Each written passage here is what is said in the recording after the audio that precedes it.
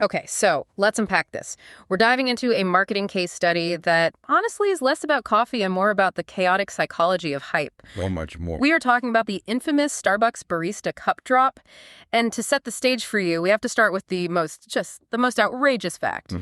This holiday collectible sold out in some places in under 10 minutes. And then it immediately appeared on resale sites for figures reaching $50,000 US. $50,000 for a ceramic mug, effectively.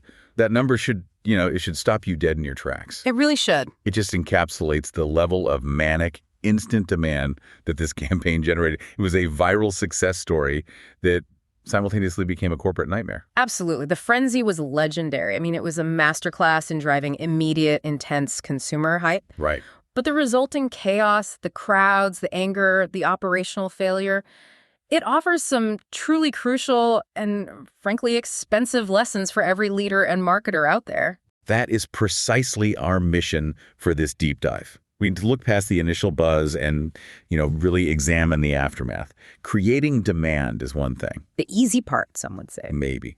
But delivering on that demand is the ultimate test. So the core question we are answering today is, what does this whole barista phenomenon teach us about sustaining demand and, most importantly, maintaining brand trust?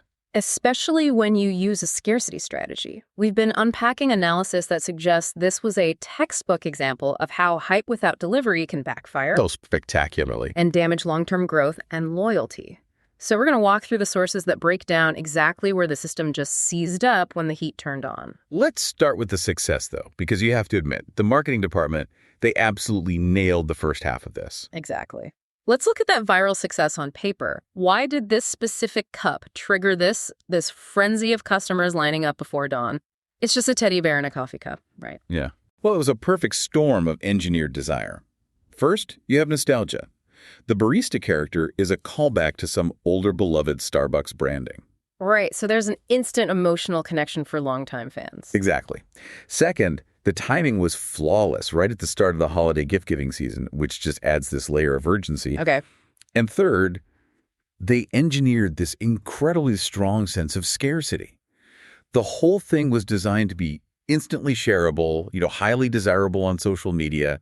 It made the product drop feel like a once-in-a-decade cultural moment. They absolutely created a moment that dominated social feeds, no question. But that moment, it cracked almost instantly upon execution. Yeah, it did. The source material we looked at points out this massive contrast between the system-wide demand they manufactured versus the brutal reality of the inventory they actually shipped. The contrast is just shocking. Yeah. You had customers lining up before sunrise, sometimes for hours in the cold based on rumors of what stock might be there. Just on a hope. A hope, exactly.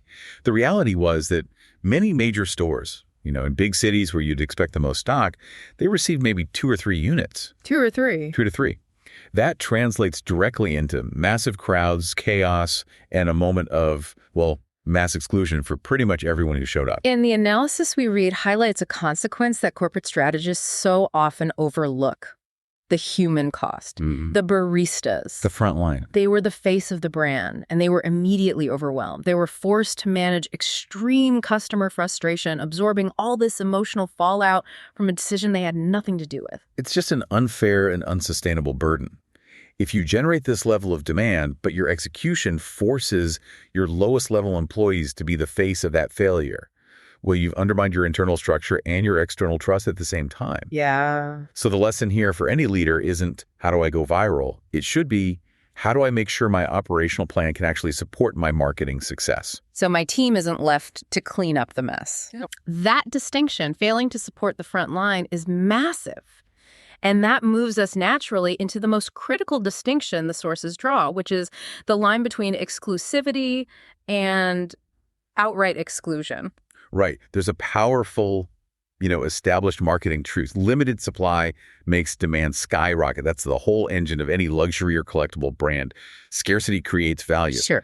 But this barista campaign, it crossed a critical, trust-destroying line. Okay, so let's define that difference very clearly for you listening. The sources distinguish between supply that is genuinely limited, meaning it's rare and hard to get, and supply that is practically non-existent for most of the people who tried to buy it. I think an analogy helps here.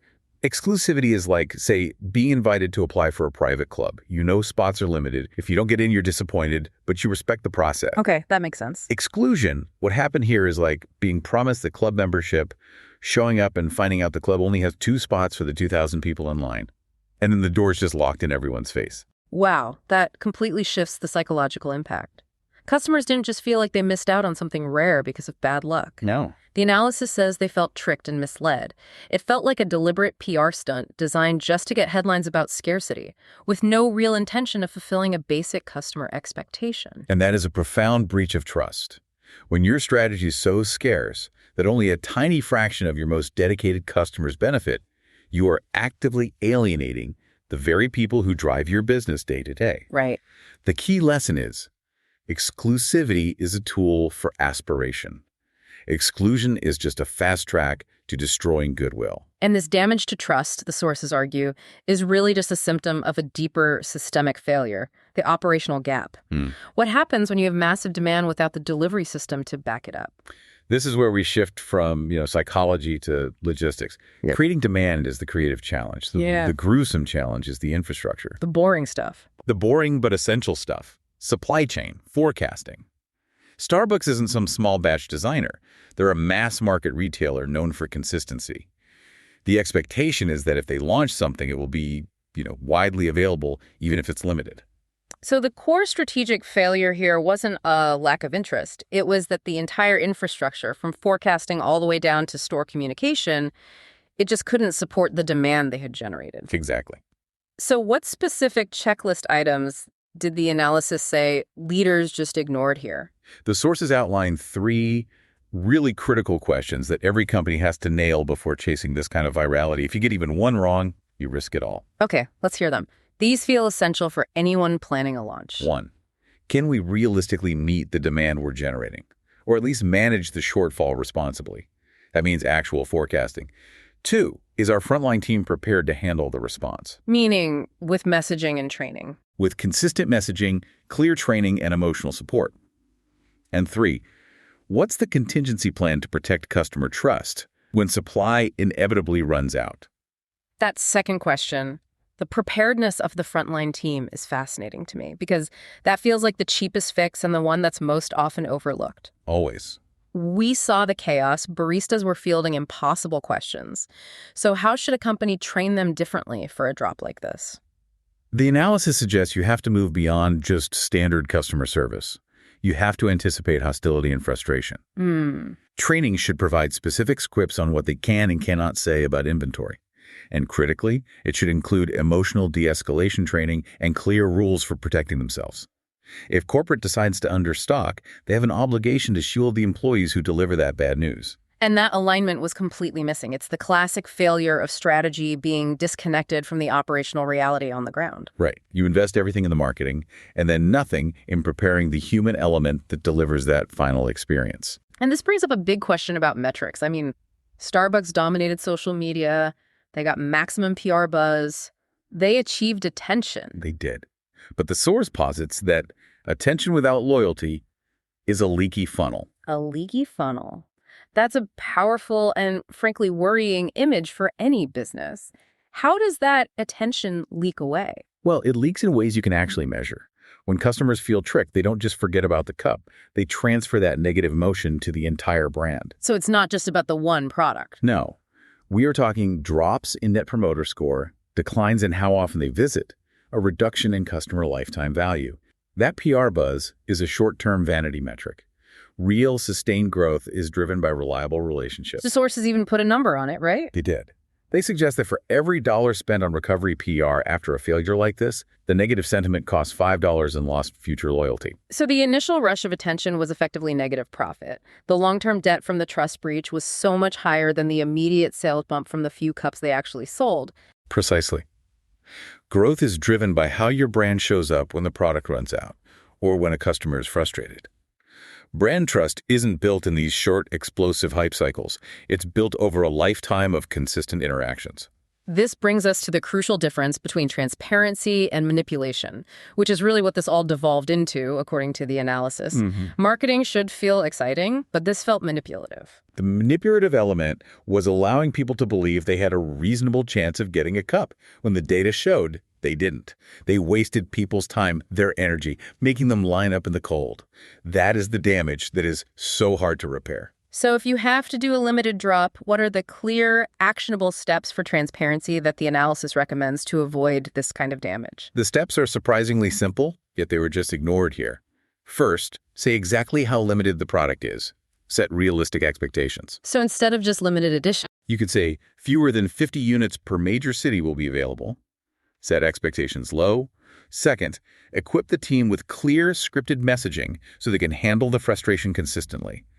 And third, make sure customers know the exact timing, location, and purchase limits way in advance. Minimize uncertainty. that approach shifts the feeling from I was tricked to, okay, I was unlucky, but the process was fair. That's the entire difference between preserving trust and shattering it.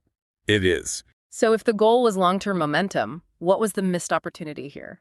The whole moment was just a failure of scale. The better strategy would have been ensuring that more people who wanted the cup could actually get the cup. If thousands of people had succeeded, they would have created genuine, positive, organic buzz. Right, posting pictures, celebrating it. Exactly. Instead, it just became this avalanche of negative sentiment and a full-blown customer service nightmare. It's the difference between thousands of disappointed people complaining online and thousands of happy people celebrating online. One is free marketing. The other is expensive brand recovery. Which brings us to the core synthesis for any leader planning a spike campaign. The lessons are crystal clear. You have to make your moment repeatable, not regrettable. Repeatable, not regrettable. I like that. That's a great mantra. You have to align your campaign ambition with your operational capacity. Don't overpromise what your supply chain and your frontline can deliver. And critically, don't just chase these short-term spikes. Invest in long-term story arcs. What would that have looked like here? They could have turned the Barista into an annual collectible series, managing the scarcity over years, building anticipation and loyalty, instead of just frustrating everyone in a single morning. So the Barista Cup in the end wasn't just a collectible. It became this powerful, expensive symbol of a brand substituting exclusion for genuine exclusivity and just, utterly failing to align their capacity with the demand they aggressively manufactured. And that failure to deliver is what fundamentally undermined their brand trust. It really is. So I'll leave you with this thought. If virality is simply attention and sustained growth requires loyalty, what is the actual cost of a campaign that delivers maximum attention while delivering zero product to the average customer?